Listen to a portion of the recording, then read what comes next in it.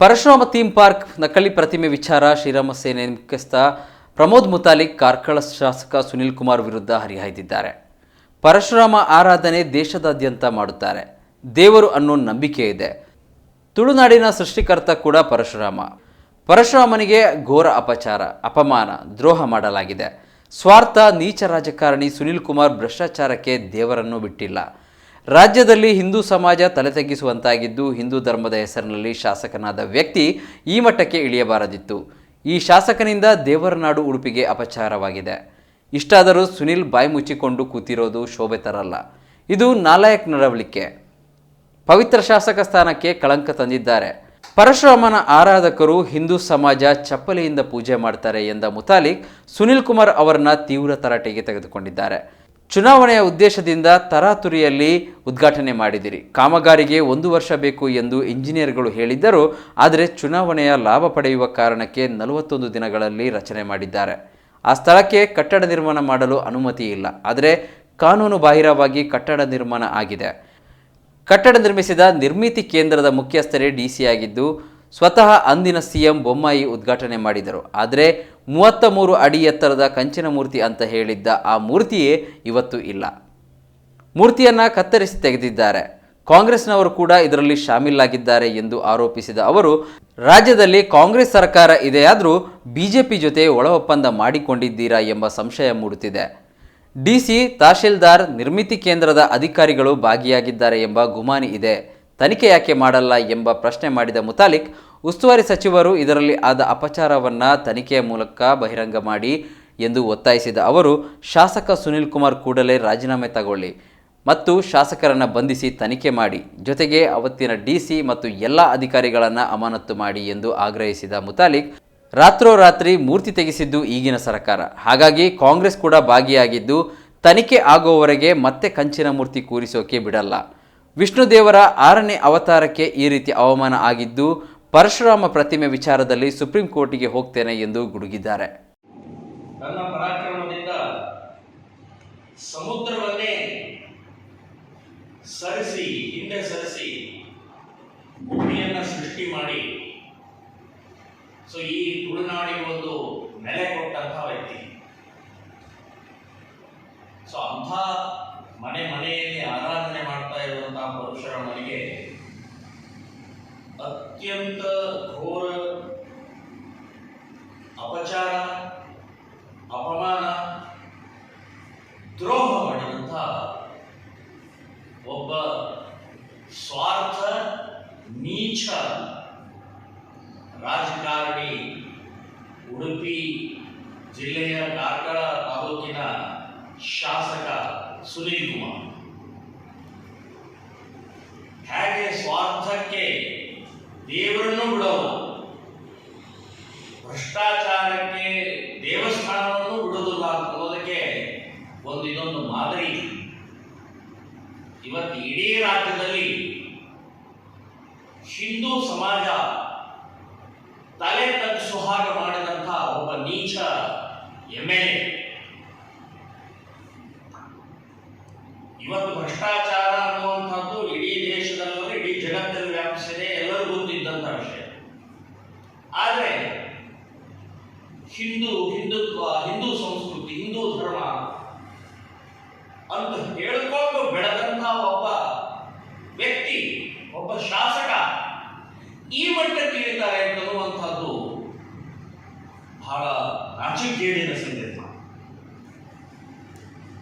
ಇಂಥ ದುರ್ದೈವದ ಪ್ರಸಂಗ, ಅದು ಕೂಡ ಉಡುಪಿ ಜಿಲ್ಲೆ ಅಂತಂದ್ರೆ ಒಂದು ದೇವರ ನಾಡಿದ್ದಾರೆ.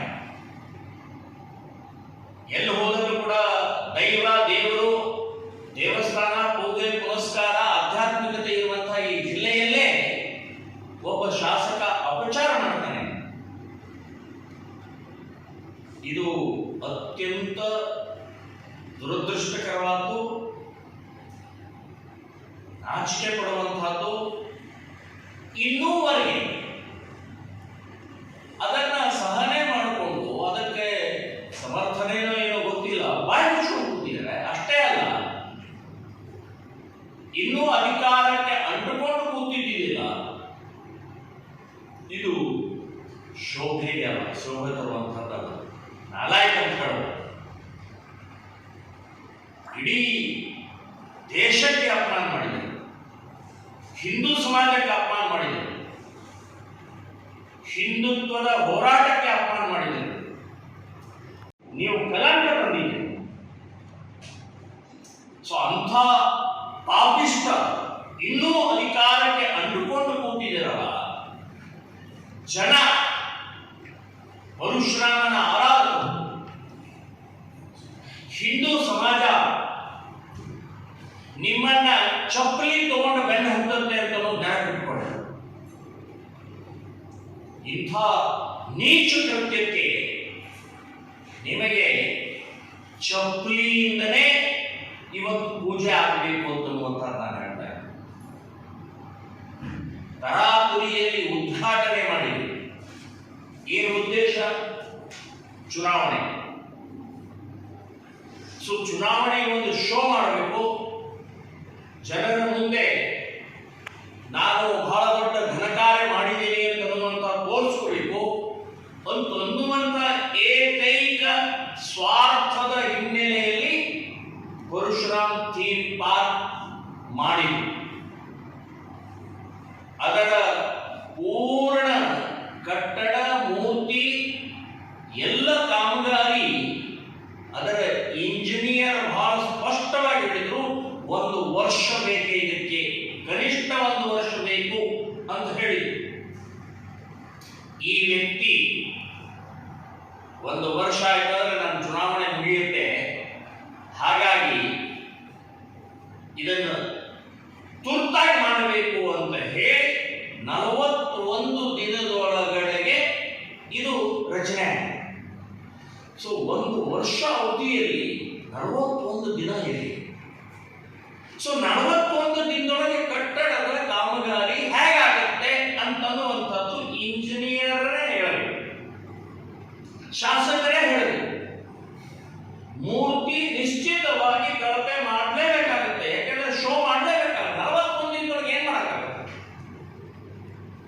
ಕಟ್ಟಡ ಕಳಪೆ ಕಾಮಗಾರಿ ಮಾಡಲೇಬೇಕು.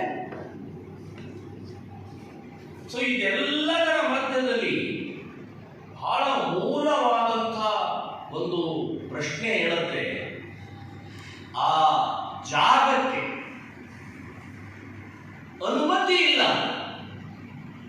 ಇದಕ್ಕೆ ಇಲ್ಲಿ ಅನುಮತಿ ಇಲ್ಲ ಅಂತನ್ನುವಂಥದ್ದು ರಾಜ್ಯ ಕಂದಾಯ ಇಲಾಖೆಯ ಸೆಕ್ರೆಟರಿ ಡಿಸಿಗೆ ಪತ್ರ ಬರೀತಾರೆ.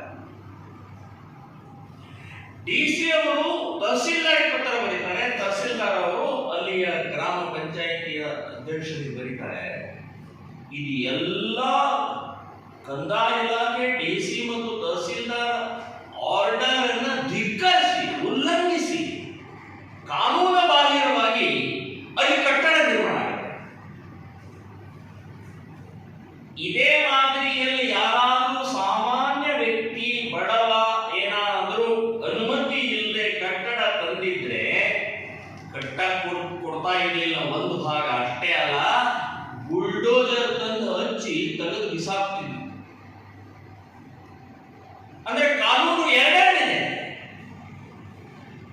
ಒಂದು ಸಾಮಾನ್ಯ ಜನರಿಗೆ, ಬಡವರಿಗೆ ಒಂದು, ಇನ್ನೊಂದು ಅಧಿಕಾರದಲ್ಲಿ ಇರುವಂತಹ ಸ್ವಾರ್ಥಿ ಭ್ರಷ್ಟ ರಾಜಕಾರಣಿಗಳ ಒಂದು ಕಾನೂನು ಇದೆ. ಅವ್ರು ಏನ್ ಬೇಕಾದ್ರೂ ಮಾಡಬಹುದು.